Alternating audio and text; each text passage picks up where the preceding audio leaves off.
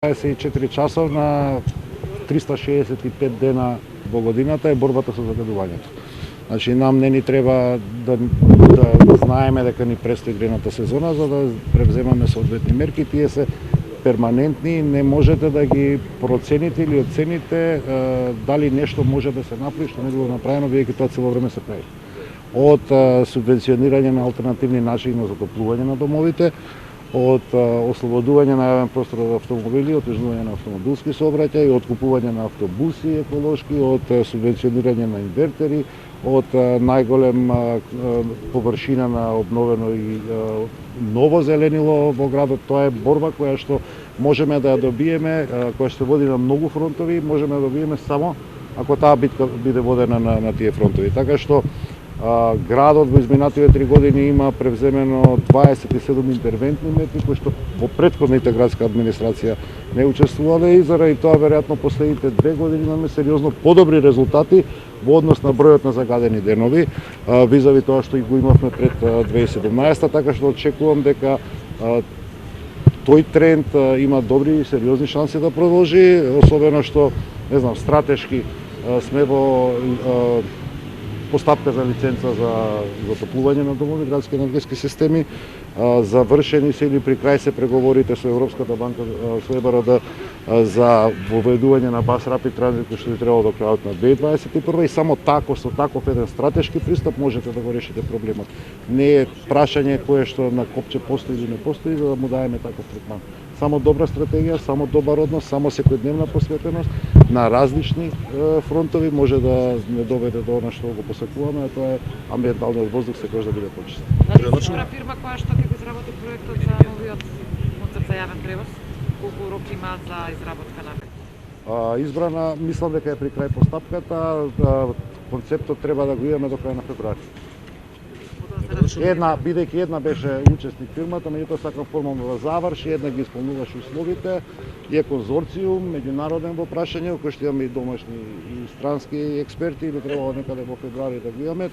Тоа ќе биде основот за распишување на тендерската постапка за изработка и набавка и на возилата, меѓутоа изработка на лице место и на трасите и на автобуски станции. Околу реконструкцијата на улиците, кажете ми кога е планирано да се заврши, бидејќи граѓаните се нервозни, се жалат дека не може да стигне на саканата дестинација, буквално целиот град е во хаос поради неколку улици што се ископани. Дефинитивно не можам со тебе Алфа да се сложам никако околу ништо, за среќа. И ние сериозно, квалитетно поинаку размислуваме, пак повторно за среќа, затоа што кога ќе ми поставите прашање кое што во себе има тенденција дека постои незадоволство, а не е така, едноставно како да ви одговорам. Една по една улиците се завршуваат, не постои начин како можете да извршите реконструкција на инфраструктура, а да не го пореметите секојдневието на граѓаните. Завршен е влезот во Скопје, викендов завршуваме улица 11 октомври, завршена е Џон Кенеди, утре завршуваме со Видео Смилевски бато, значи една по една се воведуваат улиците, вечерва затвараме Васил Ѓоргов со целосен пристап да ја направиме. Времените гужви кои што траат 20 на дена во нашиот град ќе поминат, меѓутоа ќе остане една здрава инфраструктура. Во минатото имавме состојби и ситуации кога Партизанска се правеше 8,5 месеци, кога Теодоси Гологанов се правеше 2,5 години, кога Илинденска се правеше повеќе од 2 години. Ние за помалку од 30 дена на влезот во Скопје на булевар Александар Македонски сработивме повеќе од 6 километри. Нервозата кај граѓаните е присутна ако некој им ги раскопа патиштата и не работи ништо околу тоа. Вие гледате дека воведуваме сериозно нови стандарди во изградба на инфраструктурата и во моментот кога луѓето добиваат да во употреба таа инфраструктура. Прашањето зошто летово не се прави кога беше гужвата помала? Затоа што тогаш ќе ми викавте дека ги подкупувам гласачите. Да ве потсетам дека за време на пандемијата ние работевме 4 булевара, Пластичарска завршивме тогаш, Астон го завршивме тогаш, Христијан Тодоровски го завршивме тогаш, втората фаза од Босна и Херцеговина ја започнавме тогаш, го завршивме клинички центар тогаш, значи не можете да кажете дека градот не бил активен и прекинавме заради изборите. Може би сега се спремате за локални избори? Јас сум спремен, жал ми е што политичката структура, каква што уредничка политика имате, нема одговор на овие градски политики, па затоа веројатно се обидува да подметне на градоначалникот на Скопје нешто што е. А како мислите вие што е работата на еден градоначалник? Година дена пред воопшто да се одржува, ако мислите дека ги правиме улиците заради изборите, длабоко се лажете. Зашто ги правевме лани? Зашто ги правевме преклани? Зашто овој град работи на работи кои што 30-40 години не биле пипнати од претходните градски администрации. Значи, поинаков е пристапот, поинаков е односот и ја разбирам дека во ДПМН не можат да разберат, поинакви светови делиме со нив.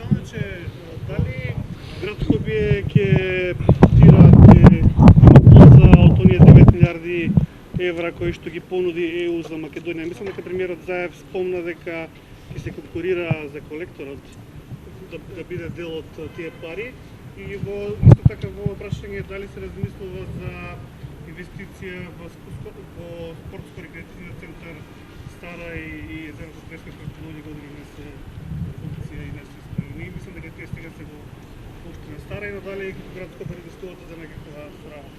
Во не така наречениот невидлив дел на градоначалничката работа, таа е работата под земја. Некаде сме при крај со изработка на колекторскиот систем. Отворена е постапката тендерска, дадени се понудите и понудувачите за изградба на пречистителната станица на град Скопје. Проект вреден 136, од прилика очекувано да вреди околу 136 милиони евра, кој што ќе гарантира чиста вода во реката Бадар. Јас очекувам дека доколку државата добие сериозна помош од Европската унија, нема зошто да не, бидејќи околу нова година ќе започнеме со пристапните членови, веќе сме во НАТО, во ЕУ за само 3 години.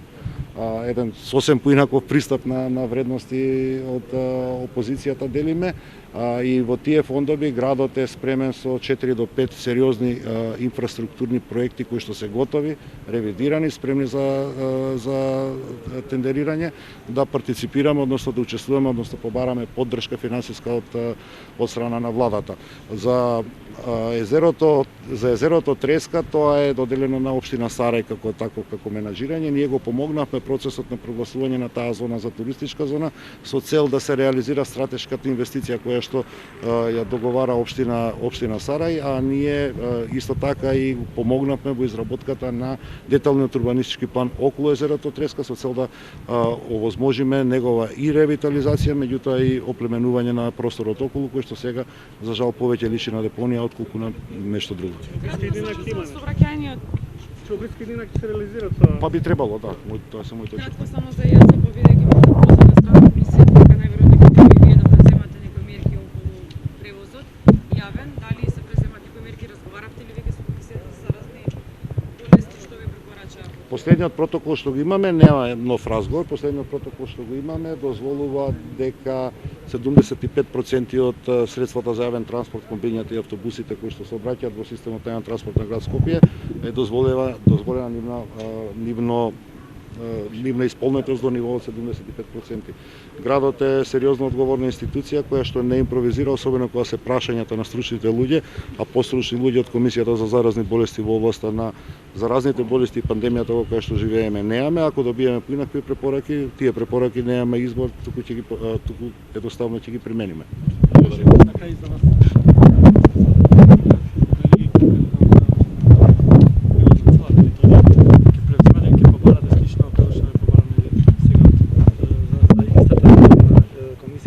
се испитуваат дивоградите на целиот град и да може стварно влада да донесе одлука да тие да се срушат. Јас уште кога беше актуелен проблемот со Мавровка, побарав и реков дека ќе застапувам ставови дека ќе мора да дојде до некаков ситуализам со цел да градот добие некаква јурисдикција или некакви воопшто ингеренции кога е градбата, односно недозволената градба во прашање. Во овој момент, за жал, град Скопје или градот како институција немаме правна можност да можеме институционално да реагираме на било која дивоградба.